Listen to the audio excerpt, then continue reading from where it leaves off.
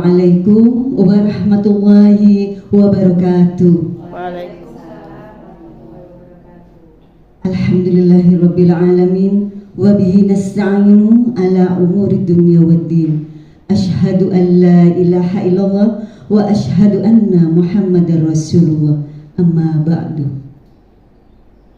Yang terhormat Ibu Kepala Sekolah TK Al-Irsyad Al-Islamiyah Situbondo, Ibu Siti Imawati SPD, yang kami hormati seluruh Dewan Guru TK Al-Irsyad Al-Islamiyah Situbondo. Pertama-tama marilah kita selalu memanjatkan rasa puji syukur kehadirat Allah Subhanahu wa Ta'ala, yang mana pada pagi hari ini kita masih diberi nikmat berupa kesehatan sehingga dapat mengikuti kegiatan presentasi dengan judul Aksi Nyata Budaya Positif Menyebarkan Pemahaman dan Penerapan di Lingkungan Sekolah. Salawat serta salam tak lupa tercurah limpahkan kepada junjungan kita Nabi Muhammad Sallallahu Alaihi Wasallam. Semoga kita selalu menjadi pengikutnya hingga akhir zaman. Amin. Ibu-ibu Dewan Guru yang dirahmati Allah, kegiatan presentasi pada pagi hari ini akan disampaikan oleh Ibu Dini Nur Azizah SPD selaku narasumber calon guru penggerak angkatan 10.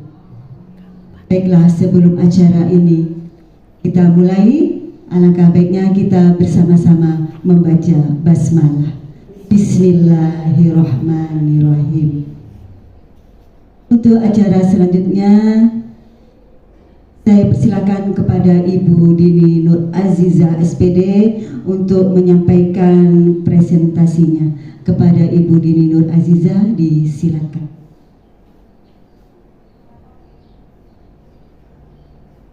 Terima kasih Ustazah Rita. Assalamualaikum warahmatullahi wabarakatuh. Bismillahirrahmanirrahim. Yang saya hormati Ibu Kepala Sekolah Ibu Siti Imawati SPD. Yang saya cintai seluruh teman guru dari TK Al-Irsyad Al-Islamiyah Situbondo. Puji syukur kehadiran Allah Subhanahu wa Ta'ala yang mana kita dapat berkumpul pada siang hari ini dalam keadaan sehat walafiat dalam acara Aksi Nyata Budaya Positif Menyebarkan Pemahaman dan Penerapan di Lingkungan Sekolah. Salawat serta salam semoga tercurah limpahkan kepada junjungan Nabi besar kita, yaitu Nabi Muhammad SAW.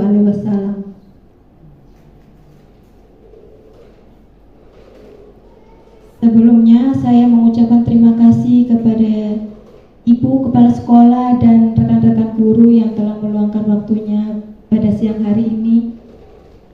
Semoga kita kesini mendapat ilmu yang barokah. Amin ya rabbal alamin. Oke. Selanjutnya saya akan buka presentasi ini dengan kesepakatan forum. Kesepakatan forum kita buka kesepakatan forum ini. Yang pertama, contohnya menghargai pendapat siapapun. Nah, kita harus menghargai semua pendapat dari segala teman atau audien. Ya. Yang kedua, menjadi pendengar yang baik. Barangkali ada yang mau menambahkan apalagi kesepakatan forum ini? Datang tepat waktu, boleh. Terus? Men-silent HP, bagus. Terus? Ada lagi? Atau sudah cukup? Oke. silent HP, datang tepat waktu, menghargai pendapat siapapun, dan menjadi pendengar yang baik. Itu kesepakatan kita hari ini. Selanjutnya, budaya positif. Kira-kira apa yang di benak asatidah semua tentang kalimat budaya positif? Ada yang mau jawab, asatidah? Kira-kira apa yang di benak guru-guru semua tentang kalimat budaya positif? Monggo, boleh pakai mic dulu. Terima kasih. Dalam suatu forum bahwa untuk meningkatkan budaya positif itu salah satunya adalah bahwa orang-orang yang akan hadir dan misalkan hadir di dalam forum itu hendaklah dia itu harus tepat waktu. Bagaimana kesepakatan forum? Kesepakatan forum itu merupakan salah satu budaya positif yang harus kita hormati dan kita hargai. Seperti itu. Salah satunya demikian. Ya, benar. Ya, maksudnya disiplin waktu. Oke, boleh. Ada yang mau menambahkan? Kesimpulannya ya sekarang ini budaya positif itu maksudnya yang dikatakan Ustaz dari ini itu sudah benar. Jadi mungkin bisa disimpulkan budaya positif itu kesadaran yang ada pada diri anak atau diri seseorang, tanpa orang itu diberi hadiah pun dia akan sadar. Dari dirinya ya, sendiri. dari dalam diri anak itu sendiri. Jadi timbul dari dalam diri anak itu sendiri. Maksudnya seperti itu kalau budaya positif. Tanpa diberi reward, tanpa diberi hadiah, jadi anak itu sudah sadar, oh saya harus seperti ini, saya harus seperti ini. Jadi kesadaran yang timbul pada dalam diri anak itu sendiri. Luar biasa jawabannya. Oke, dari diri sendiri. Selanjutnya, budaya positif itu seorang guru yang baik harus memiliki kemampuan dan mewujudkan budaya positif di sekolah. Budaya positif tersebut dapat dijalankan dengan menerapkan konsep inti seperti ada 6 konsep inti. Yang pertama, disiplin positif.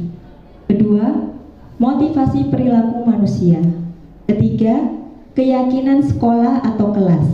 Keempat, kebutuhan dasar manusia. Kelima, posisi kontrol restitusi. Keenam, segitiga restitusi. Ya, yang pertama, disiplin positif. Menurut ibu-ibu semua, yang dimaksud dari disiplin positif itu apa? Ada yang mau jawab? Oke, monggo Bu Ri ini.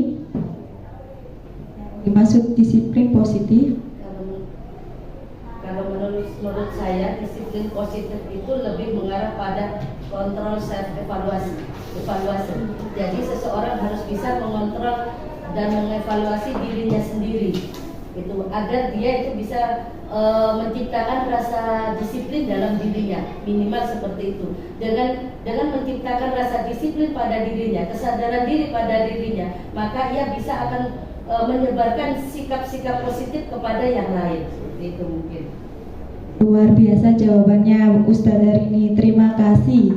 Benar, disiplin positif itu mengontrol dirinya untuk berbuat atau bertindak sesuai dengan hal-hal yang baik. Lanjut.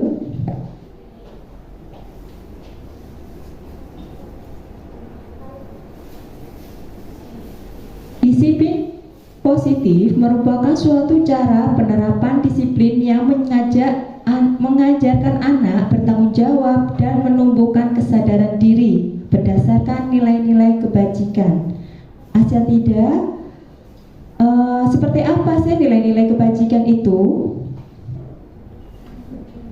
Yang asatidah tahu dari nilai-nilai kebajikan itu apa saja?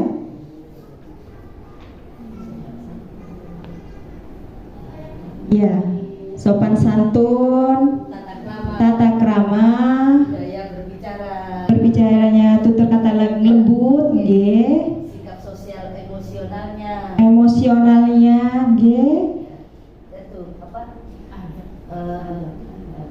Rasa percaya diri, menghargai teman, nggih. Seperti itu nilai-nilai kebajikan.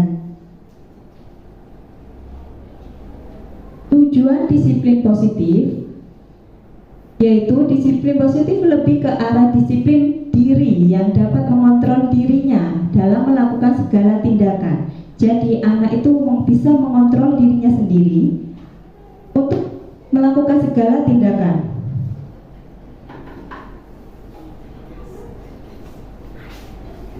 Disiplin diri dapat membuat murid memahami dan menyadari betapa berdasarkan motivasi internal, bukan akibat paksaan, pujian atau hukuman. Benar yang dikatakan Ustazah Vivin barusan, kalau dia bisa menyadari motivasi itu dari dirinya sendiri tanpa ada pujian, hukuman maupun paksaan.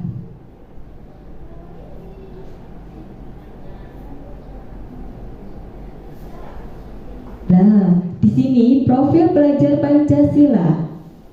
Ada 6 profil pelajar Pancasila. Pertama, beriman bertakwa kepada Tuhan Yang Maha Esa dan berakhlak mulia. Seperti apa asatidah nilai-nilai kebajikan yang terkandung dalam nomor 1? Ya, menjalankan ibadahnya, beribadah, belajar beribadah seperti yang dilakukan di TK kami. Anak-anak diajarkan untuk sholat duha. Belajar beribadah, ada lagi Menghargai hasil karya. menghargai hasil karya. Boleh masuk, ya masuk Ustazah. Apa namanya? Apa Ustazah? Itu kebersihan itu.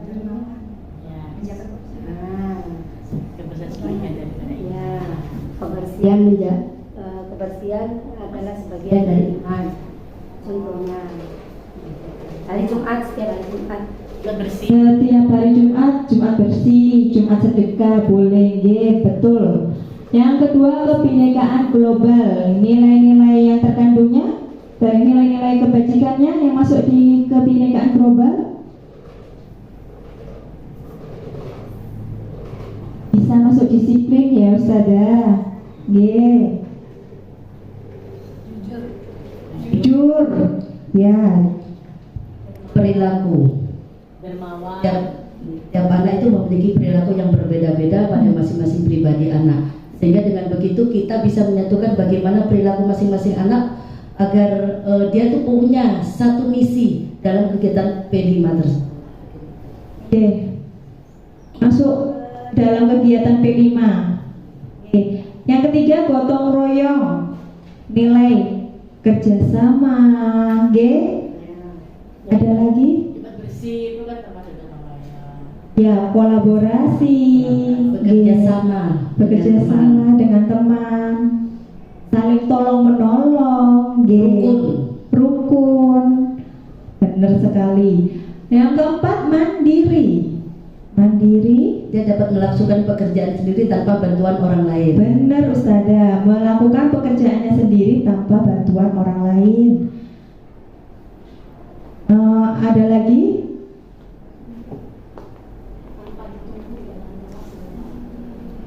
Sempat ditunggu sekolah. Berangkat sendiri ke sekolah. Ya, tidak rewel, berani maju ke depan tanpa disuruh, ya. Nah, yang kelima, bernalar kritis. Bernalar kritis seperti mengungkapkan pendapatnya. Ya. mengungkapkan pendapatnya, dapat memecahkan masalahnya sendiri, ya benar. Kreatif, jadi anak yang kreatif, inovatif, Yang keenam, ya kreatif. Anak punya punya kreasi untuk menciptakan segala sesuatu berdasarkan dengan pola berpikirnya, kemandiriannya, dan ia bisa menciptakan hal-hal tersebut berdasarkan sifat kritisnya, pola berpikirnya. Bagus sekali Saudara Rini, terima kasih. Anak bisa menciptakan suatu karya tentang dengan cara berpikir kritisnya itu. Oke. Motivasi perilaku manusia. Apa yang dimaksud motivasi perilaku manusia menurut Ustadzah sekalian? Motivasi itu dorongan, berarti dorongan perilaku manusia Untuk merubah dari hal yang buruk menjadi yang baik. untuk merubah dari hal yang buruk ke hal yang baik. Ya, Jadinya perubahan dalam diri. benar. Motivasi perilaku manusia ada 3. Yang pertama, untuk menghindari ketidaknyamanan atau hukuman. Seperti kalau anak yang sering terlambat, itu dia mau datang lebih pagi karena takut dihukum. Itu contohnya. Yang kedua, untuk mendapatkan imbalan atau penghargaan dari orang lain. Contohnya, anak itu sekarang sudah tidak terlambat lagi karena mungkin dirayu sama bundanya, dikasih hadiah kue, permen, jadi bangunnya tidak rewel, jadi berangkatnya bisa pagi. Itu yang kedua, itu 1 dan 2 itu termasuk eksternal. Oke.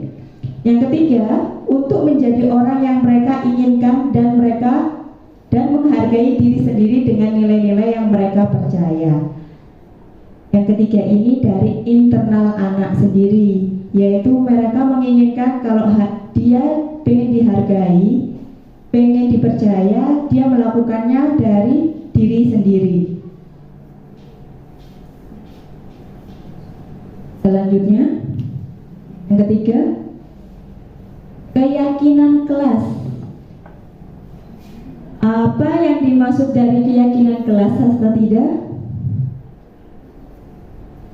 Keyakinan itu kepercayaan. Keyakinan kelas itu seperti kesepakatan kelas. Seperti kita lakukan di depan waktu kita mau mulai belajar, kita melakukan kesepakatan. Seperti kita tadi di awal, kita melakukan kesepakatan forum. Nah, itu sama seperti keyakinan kelas, kesepakatan kelas.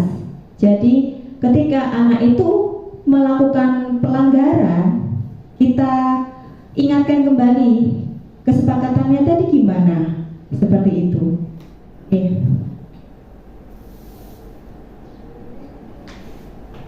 Guru berperan dalam mewujudkan terbentuknya keyakinan kelas atau sekolah dengan adanya kesepakatan di antara guru dan murid. Jadi di awal kita melakukan kesepakatan kelas antara guru dan murid, apa saja yang seperti contohnya kita harus mengikuti aturan guru. Ketika guru menerangkan, anak-anak harus mendengarkan. Seperti itu. Seperti contohnya lagi, mengembalikan mainan kalau sudah dipakai, kembalikan ke tempatnya. Seperti itu, Ustazah. Keyakinan sekolah atau kelas berupa pernyataan-pernyataan universal yang mudah diingat dan dipahami dan harus diterapkan di lingkungan sekolah. Seperti gambar ini kan anak-anak mau ada lomba mengambil koin di pasir. Anak-anak harus mendengarkan dulu kesepakatannya kelas, kesepakatannya sekolah dulu, bahwa mau mengambil koin itu anak-anak harus mendengarkan, kemudian mengikuti langkahnya supaya supaya tidak keliru waktu melaksanakannya, terus mendengarkan kalau ada aba-aba jalan, ya. Kadang anak kan masih ngomong sendiri sama temannya, tidak memperhatikan. Nah, itu tugas kita membuat keyakinan kelas supaya anak-anak mengikuti aturan yang ada di sekolah ataupun di kelas. Nah, seperti contohnya ini keyakinan kelas, menjaga kebersihan ruang kelas kita. Anak-anak, hari ini kalau kelasnya kotor gimana? Poin yang pertama bisa masuk kan? Jaga kebersihan ruang kelas kita. Yang kedua, taruh kembali barang di rak yang tepat. Kalau sudah pakai buku, sudah ditata kembali ke rak yang sebelumnya. Yang ketiga, mari lakukan yang terbaik. Kita mengajarkan ke anak-anak untuk berperilaku yang baik. Kalaupun ada anak-anak yang bertengkar, nah, mari kita selesaikan masalahnya dan kemudian mengajak mereka untuk berbuat yang baik. Yang keempat, mari membantu kapanpun kita bisa. Ketika ada temanmu yang kurang atau kesulitan, kamu harus membantu temanmu. Itu. Yang kelima, berbicaralah dengan guru jika kamu memiliki masalah. Ini sering sekali di kelas karena anak-anak punya banyak sekali masalah. Entah itu bertengkar, entah itu kurang percaya diri. Kita sebagai pendidik memberi kasih sayang kepada mereka bahwa kalau kamu punya masalah, kamu bisa cerita kepada guru atau asatidah di kelas. Jangan hanya cuma diam. Ya, Setidah. G. Ya. Selanjutnya, kebutuhan dasar manusia yang dibesit dari ustazah semua. Dari kata ini apa, G? Kebutuhan itu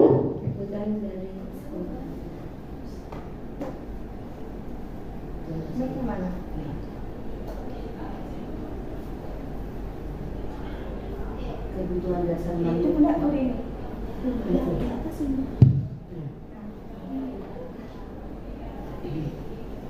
Kebutuhan dasar manusia salah satunya adalah dia memiliki kebutuhan untuk pemenuhan kehidupan sehari-hari. Nah, untuk bisa memenuhi kebutuhan kehidupan sehari-hari itu adalah dia harus mendapatkan apa yang dia butuhkan. Salah satunya adalah dia harus bisa mendapatkan uang sesuai dengan kemampuan dan sesuai dengan kebutuhannya. Yang pertama. Betul sekali. Kebutuhan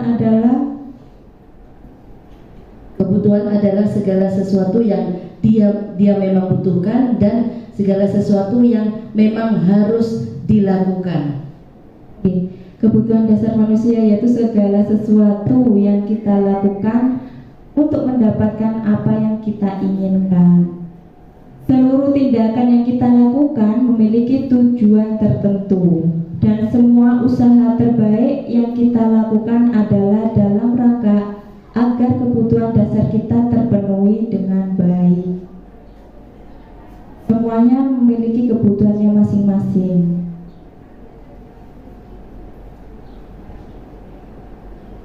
Ada 5 kebutuhan dasar manusia.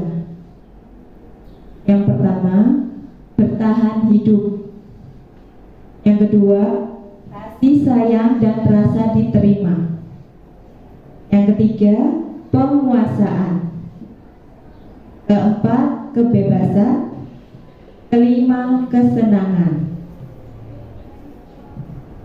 Saya akan jelaskan melalui pernyataan ini, Pernyataan, ketika seorang murid melakukan suatu perbuatan yang bertentangan dengan nilai-nilai kebajikan atau melanggar aturan, Hal itu sebenarnya dikarenakan mereka gagal memenuhi kebutuhan dasar mereka.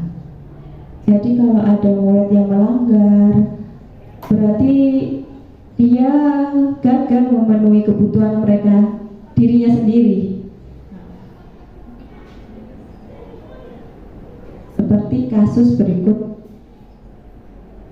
Bu Risma, guru wali kelas kelompok A, sedang bingung menghadapi ulah salah satu murid di kelasnya, Tommy. Beberapa anak telah mengeluhkan Tommy yang sering meminta bekal makan siang mereka dengan paksa. Jika Anda menghadapi situasi seperti Bu Risma, Apa yang Anda lakukan? Menurut Anda, kira-kira apa alasan Tommy melakukan hal seperti itu?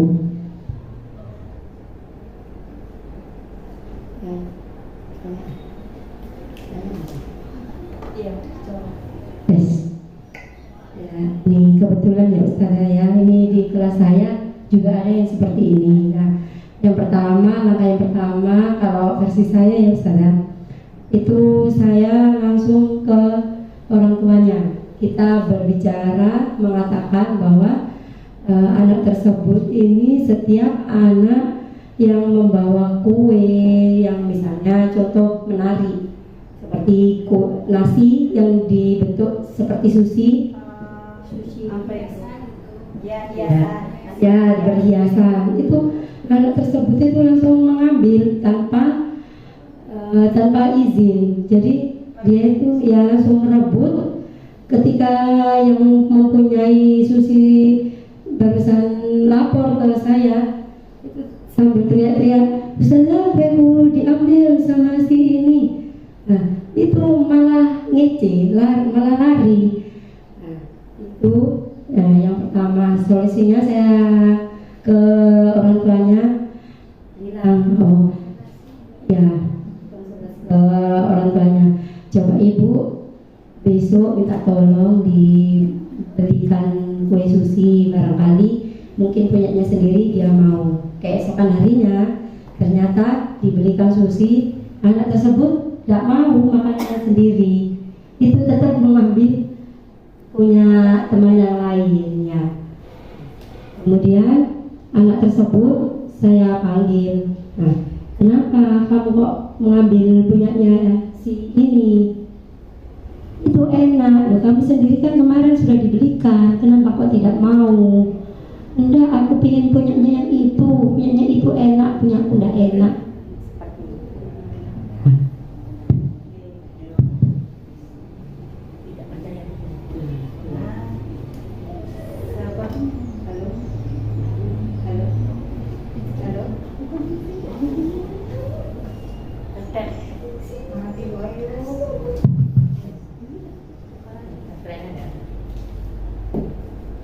Halo?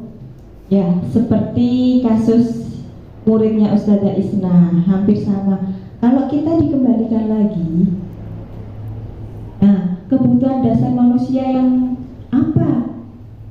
Kasus tersebut menurut Asatidah masuk ke mana? Ke bertahan hidup kah? Kasih sayang kah? Penguasaan? Kasih sayang? Iya, kasih sayang. Ada lagi jawaban yang lain? Penguasaan kah? Kebebasan? Penguasaan, boleh. Penguasaan. Ada yang milih kasih sayang dan rasa diterima, ada yang milih penguasaan. Oke, kita jelaskan satu-satu.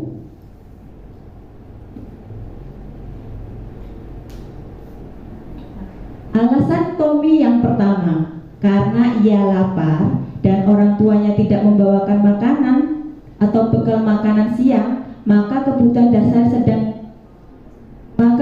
dasar yang sedang berusaha dipenuhi oleh Tommy adalah kebutuhan untuk bertahan hidup. Itu alasan yang pertama. Oke, bisa jadi karena dia nggak bawa makanan, akhirnya ngerebut punya temannya. Alasan yang kedua, karena ia merasa senang temannya jadi memperhatikan dia. Ketika temannya melaporkan tindakan itu pada gurunya dan gurunya memberitahu orang tuanya, orang tuanya jadi memperhatikan dia, maka kebutuhan dasar yang sedang dipenuhi Tommy adalah kebutuhan akan kasih sayang dan rasa diterima. Minta diperhatikan. Jadi dia mengganggu temannya dulu supaya temannya laporan ke ustadzah, ustadzah laporan ke orang tuanya akhirnya memperhatikan anaknya, kamu pengen makanan itu apa? Ya, hampir sama kayak kasusnya Ustazah Isna tadi. Alasan Tommy yang ketiga, karena temannya jadi takut dengan dia dan menuruti keinginannya, maka sebetulnya Tommy sedang berusaha memenuhi kebutuhan dasar akan kekuasaan. Mungkin muridnya Ustazah Isna tadi masuk ke sini. Oke, kekuasaan. Dia merasa dia lebih kuat dari temannya. Jadi temannya takut, jadi dia punya rasa, oh temannya takut.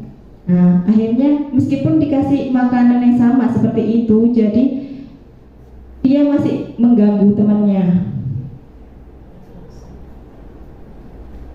Alasan yang keempat, karena dia merasa bosan dengan bekal makanan yang dibawa ibunya dari rumah, karena ibunya selalu membawakan bekal yang sama, itu terus. Oleh karena itu, dia ingin mencoba makanan teman-temannya yang beraneka ragam. Maka, Tommy sedang berusaha memenuhi kebutuhan akan kebebasan. Orang kalau sudah bosan itu terus, akhirnya pengen sesuatu yang lain kan Ustazah, akhirnya merebut punya temannya. Nah, alasan yang kelima, karena ia melakukan iseng aja dan ia menikmati ekspresi wajah temannya yang kesal. Usil. Ya, ini usil karena diambil makanannya dan menurut dia ekspresi temannya itu lucu. Maka Tommy sedang berusaha memenuhi kebutuhan akan kesenangan. Dia senang sendiri kalau mengganggu usil ke temannya, itu lucu menurut dia. Nah, itu ada tadi 5 kebutuhan dasar manusia. Nah, selanjutnya posisi kontrol. Posisi kontrol ini cara kita mengendalikan diri, ya, mengontrol diri. Posisi kontrol seorang guru. Yang pertama, guru sebagai penghukum. Guru sebagai penghukum ini biasanya kalau ada muridnya salah, langsung dikasih hukuman. Oh, kamu udah mengerjakan PR ya? Langsung, kamu lari 10 kali, ya seperti itu.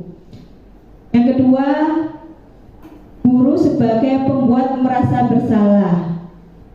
Seperti contohnya gini, kalau ada anak terlambat, kita bilang seperti ini, kamu kok terlambat sih nak? Kamu nggak kasihan sama ustazah kalau terlambat terus? Seperti itu. Akhirnya anaknya merasa bersalah, gitu. Yang ketiga, guru sebagai teman.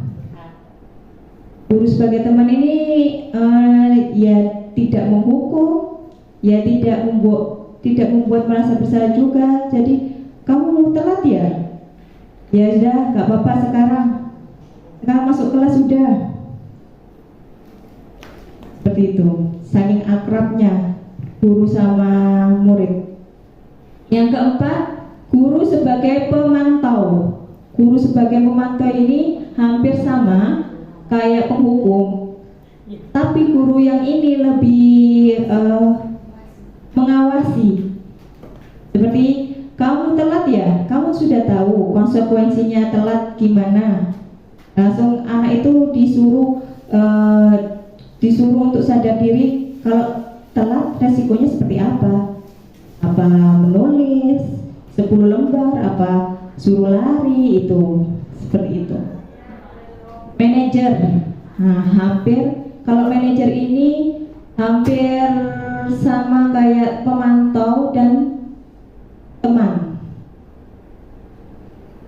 Kolaborasi antara teman dan pemantau.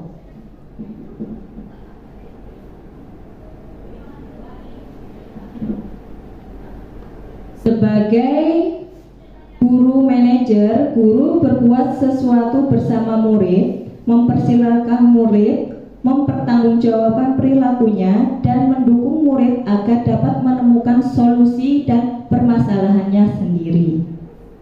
Sebagai manajer, posisi manajer mengacu pada restitusi yang dapat menjadikan murid sebagai manajer bagi dirinya sendiri, sehingga tercipta identitas positif atau berhasil pada diri murid.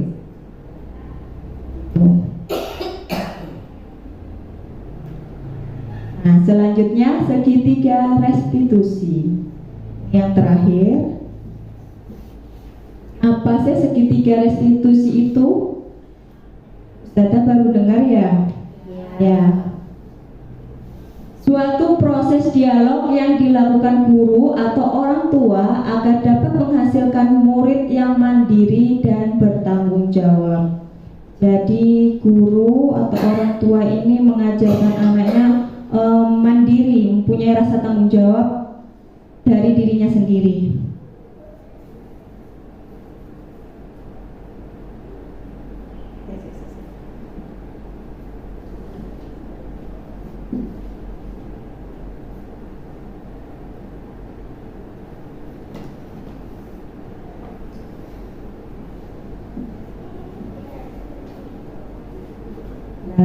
Seperti ini segitiga restitusi.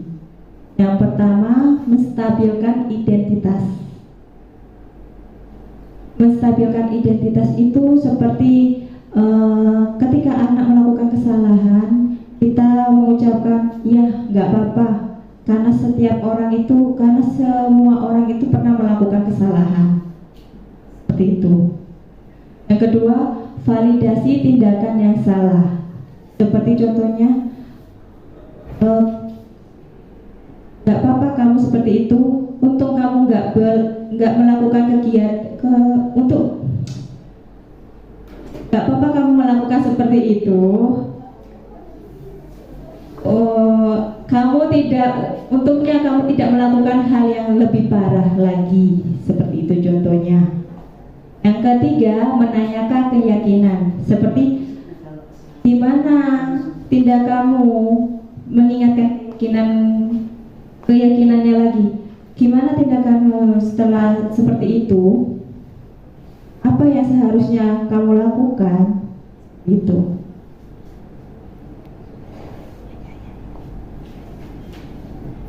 Menstabilkan identitas. Berdasarkan prinsip membuat kesalahan adalah bagian dari proses pembelajaran.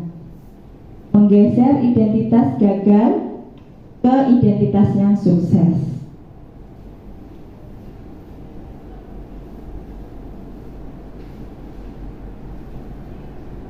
Validasi tindakan yang salah yaitu berdasarkan prinsip setiap perilaku berupaya memenuhi suatu kebutuhan tertentu.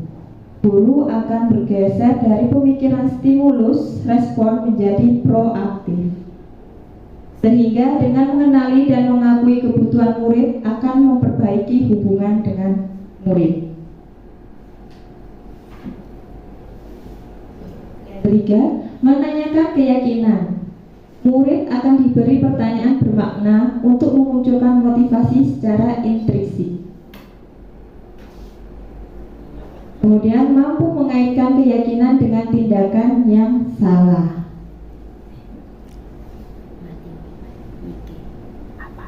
Seperti kasus ini, kasus yang pertama, Ustazah, Azam sedang asik bermain bola. Kemudian datanglah Nadine langsung merebut bolanya Azam. Kasus kedua, karena tidak dikasih bola oleh Azam, akhirnya Nadine memukul Azam. Azam yang merasa tidak salah berbalik memarahi Nadine dengan berteriak-teriak. Nah, saya putarkan videonya ya.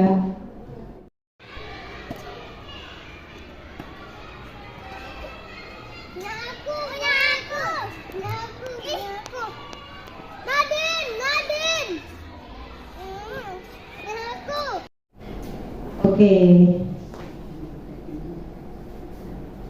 Ustazah semua pada loyo ya. Kita stretching dulu ya. Ya. Main tepuk-tepuk saja ya. Oke. Saya punya tepuk pagi, siang, dan malam. Kalau tepuk pagi itu 1 kali tepuk. Kalau tepuk siang 2 kali tepuk. Kalau malam 3 kali. Bisa Ustazah? Bisa. Oke. Monggo. Boleh sambil berdiri. Ya, berdiri stand up. Oke. Tepuk 1 kali. Oh, tepuk siang mana? Maaf. Tepuk pagi hari. Tepuk siang hari. Tepuk malam hari. Tepuk malam hari. Tepuk siang hari. Ya 2 kali. Tepuk pagi hari. Oke, terima kasih. Kita lanjut videonya lagi ya, Ustazah.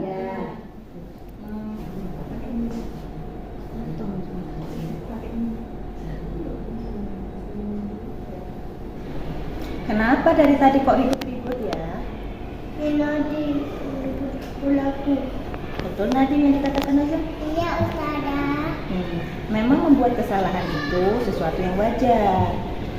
Yuk kita perbaiki masalah ini yuk bersama-sama.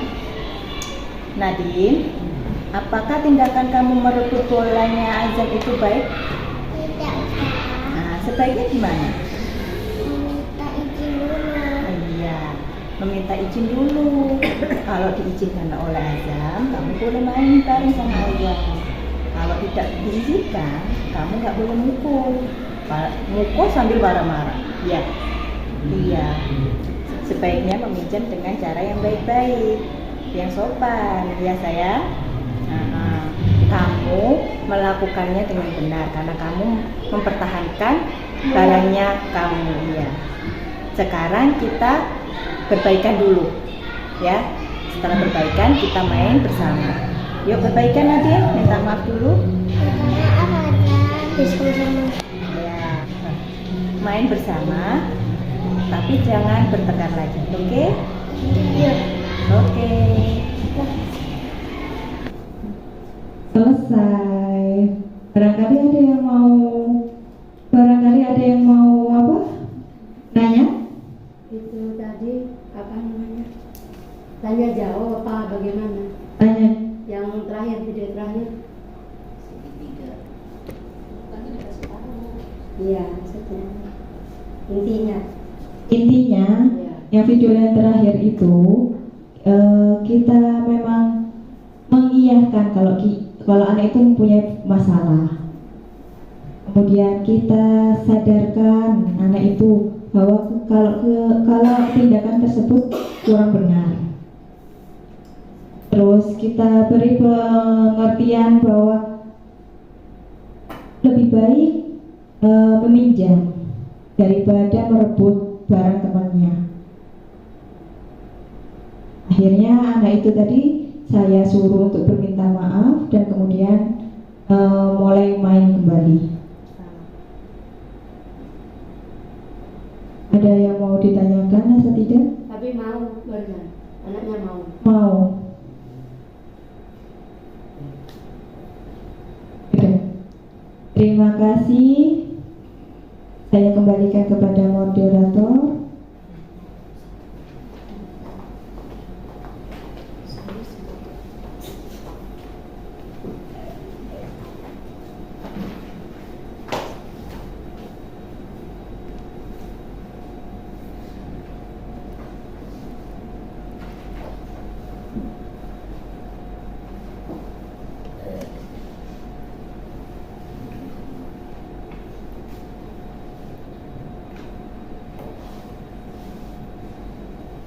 Terima kasih kepada Ibu Dini Nur Aziza SPD yang telah memberikan penjelasan secara gamblang dan jelas. Bagaimana ibu-ibu semua? Apakah sudah jelas? Jelas. Presentasinya yang telah dijelaskan oleh Ibu. Mari kita beri apresiasi dulu, tepuk tangan kepada Ibu Dini Nur Aziza.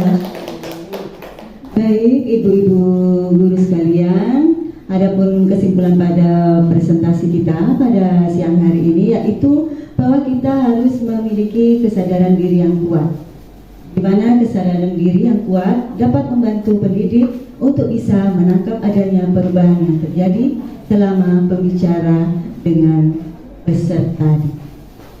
Demikian tadi acara presentasi yang dibawakan oleh narasumber kita Ibu Dini Nur Azizah SPD.